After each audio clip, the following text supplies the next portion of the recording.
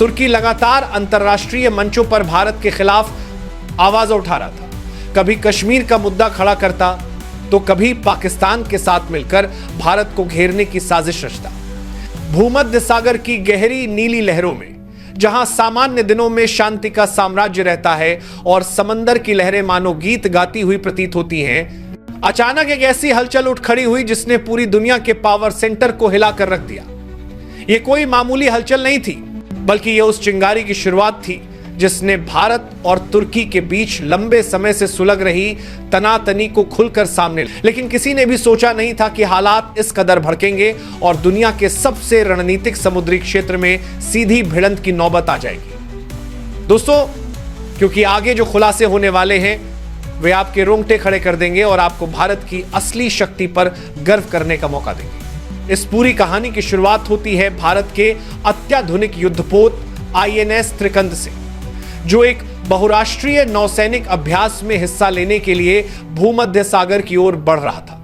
यह एक सामान्य सैन्य कवायद थी, लेकिन जैसे ही त्रिकंद ने अंतरराष्ट्रीय झलक क्षेत्र में अपनी मौजूदगी दर्ज कराई, अचानक माहौल बदल गया। तुर्की की नौसेना के 3 बड़े युद्धपोतों ने भारतीय युद्धपोत को चारों तरफ से घेर लिया। तुर्की ने इसे सुरक्षा जांच का नाम दिया, लेकिन हकीकत सबके सामने थी। यह कदम भारत की बढ़ती नौसैनिक शक्ति को चुनौती देने और एक तरह की चेतावनी देने का प्रयास था। भूमध्य सागर की सतह भले शांत थी, लेकिन उसके नीचे तनाव की लहरें अब बिजली की तरह दौड़ रही थी। भारतीय नौसेना ने संयम का परिचय दिया।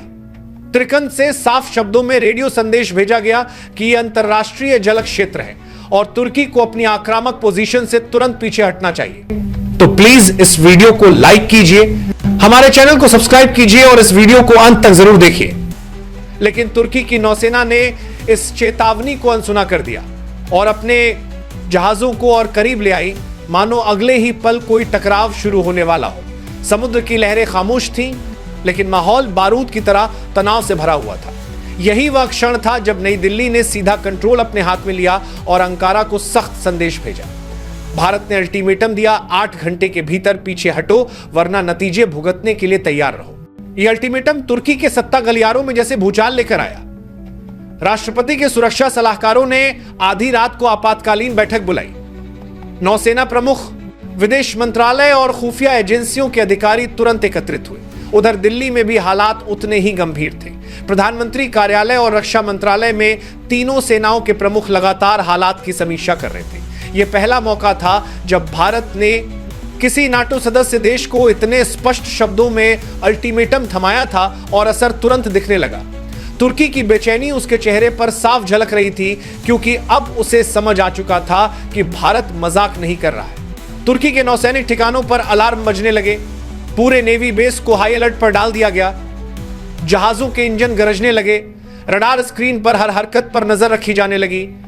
तुर्की चाहता था कि इस घटना को दुनिया से छुपाया जाए, लेकिन आसमान में घूमते उपग्रहों और महासागर में सक्रिय ओशन ट्रैकिंग सिस्टम ने पूरी पोल खोल दी। साफ दिखाई दे रहा था कि तुर्की के वारशिप्स भारतीय युद्धपोत त्रिकंद को शिकारी भेड़ियों की तरह घेर रहे हैं। दिल्ली से भी स्पष्ट संदेश भेजा गया कि भारत पीछे नहीं हटेगा, और इसी के साथ अरब सागर से 2 और भारतीय युद्धपोत भूमध्य सागर की ओर रवाना कर दिए गए। अब तस्वीर बदल चुकी थी।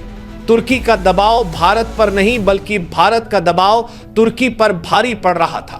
भारत ने केवल जहाजों की तैनाती से ही नहीं, बल्कि साइबर वॉरफेयर और इलेक्ट्रॉनिक जैमिंग यूनिट्स को भी सक्रिय कर दिया।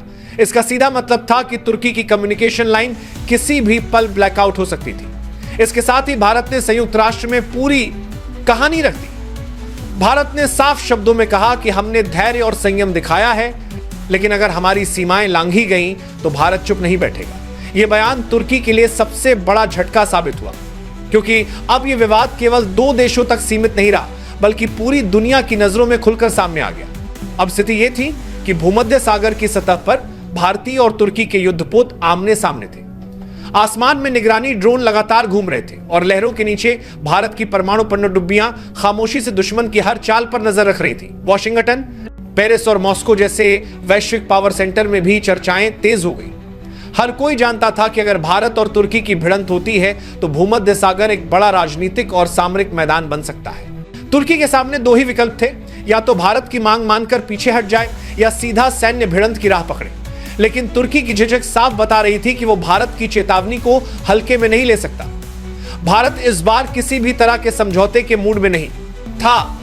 भारत की रणनीति बिल्कुल स्पष्ट थी, या तो तुर्की पीछे हटे या फिर उसे करारा जवाब भुगतना पड़ेगा। और फिर वही हुआ जिसकी आशंका थी। 8 घंटे का अल्टीमेटम खत्म होते ही भारत ने निर्णायक कदम उठाया।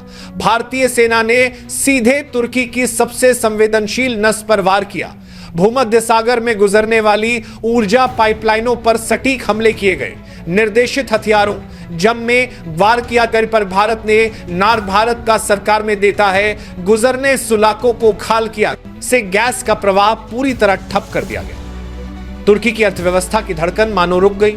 कुछ ही घंटों में वहां ऊर्जा संकट खड़ा हो गया। तुर्की जो कुछ दिनों पहले भारत को चेतावनी दे रहा था, अब अपनी ही ऊर्जा की किल्लत से जूझ रहा था।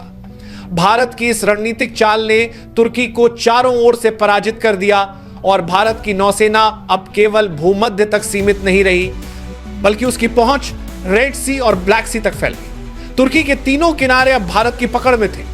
भारत ने यह साबित कर दिया कि असली शक्ति केवल हथियारों से नहीं बल्कि रणनीति से दिखाई जाती है। भारत ने बिना बड़े युद्ध छेड़े ही तुर्की की कमर तोड़ दी। इस घटनाक्रम ने यह भी दिखा दिया कि भारत अब सिर्फ एक क्षेत्रीय शक्ति नहीं रहा, बल्कि एक वैश्विक शक्ति के रूप में स्थापित हो चुका है। अंतरराष्ट्रीय मंच पर भारत को जबरदस्त समर्थन मिला। यूरोपियन यूनियन, अमेरिका और अन्य कई शक्तिशाली देशों ने भारत के पक्ष में बयान दिए। तुर्की धीरे धीरे अकेला पड़ता जा रहा था। उसकी गलतियां और उसकी आक्रामक रणनीति अब उसी पर भारी पड़ रही थी।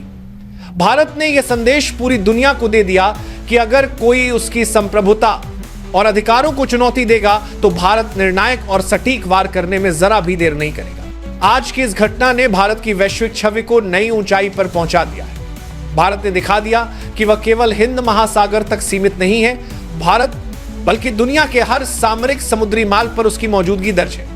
भारत अब व्यापारिक रास्तों की सुरक्षा के साथ साथ वैश्विक राजनीति के केंद्र में भी निर्णायक भूमिका निभाने लगा है। दोस्तों, भूमध्य सागर की लहरों पर जो कुछ हुआ वह सिर्फ एक समुद्री घटना नहीं थी, बल्कि यह भारत की बदलती पहचान का प्रतीक था। एक समय था जब भारत को वैश्विक राजनीति में सिर्फ एक शांतिप्रिय राष्ट्र माना जाता था, लेकिन अब तस्वीर पूरी तरह बदल चुकी है। भारत ने दुनिया को यह साफ संदेश दे दिया है कि अगर कोई उसकी संप्रभुता या उसके हितों को चुनौती देगा तो भारत सिर्फ चुपचाप देखता नहीं रहेगा, बल्कि गरज का जवाब देगा, और ऐसा जवाब देगा कि दुश्मन की रूह तक कांप उठे। तुर्की ने सोचा था कि भारत को समुद्र में घेरकर वह अपनी ताकत का प्रदर्शन करेगा, लेकिन भारत ने यह साबित कर दिया कि उसकी रणनीति, उसकी तकनीक और उसकी सैन्य क्षमता किसी भी दुश्मन को घुटनों पर ला सकती है। तुर्की के जहाजों ने भले ही त्रिकंद को घेर लिया हो, लेकिन भारत की सोच और उसके निर्णायक कदमों ने तुर्की को दुनिया के सामने कमजोर और असहाय कर दिया। इस घटना ने साबित कर दिया कि अब भारत महज एक क्षेत्रीय ताकत नहीं बल्कि एक वैश्विक शक्ति है। भारत की नौसेना सिर्फ हिंद महासागर तक सीमित नहीं रही, बल्कि अब वह भूमध्य सागर, रेड सी और ब्लैक सी तक अपनी मौजूदगी दर्ज करा रही है। यह वही भारत है जो अब किसी भी साजिश का शिकार नहीं होगा, बल्कि साजिश रचने वालों को उसी के घर में सबक सिखाएगा।